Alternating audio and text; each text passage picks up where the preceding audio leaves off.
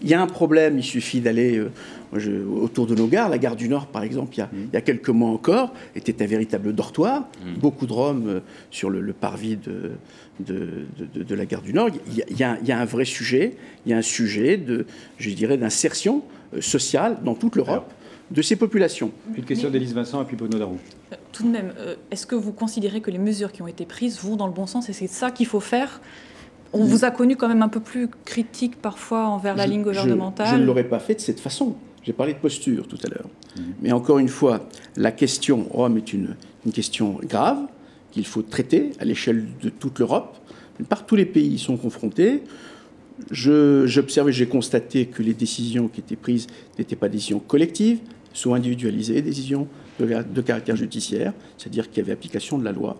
C'est-à-dire que quand il n'y a pas de revenus, pour une personne, pas d'activité stable, et qu'il y a un trouble à l'ordre public, un ressortissant européen, quel qu'il soit, est indésirable en France. Il y a tout de même quand même quelque chose de purement discriminatoire dans le fait de cibler spécifiquement les Roms. Oui, je pense la circulaire. Je pense que la posture a comporté un certain nombre de maladresses.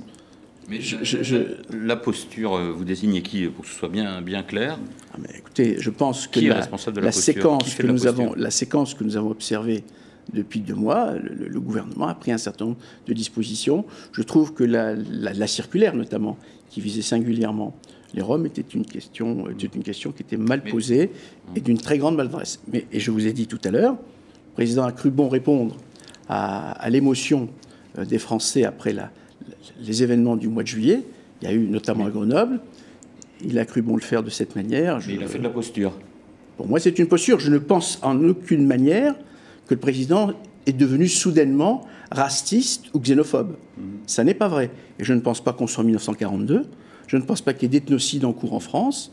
Je pense qu'il a pris des décisions politiques. Donc quelle est votre explication alors? Je pense qu'il a pris une décision de caractère politique. C'est-à-dire? Il a voulu envoyer à son électorat et aux Français un message de fermeté en termes de sécurité. Est-ce que c'est pas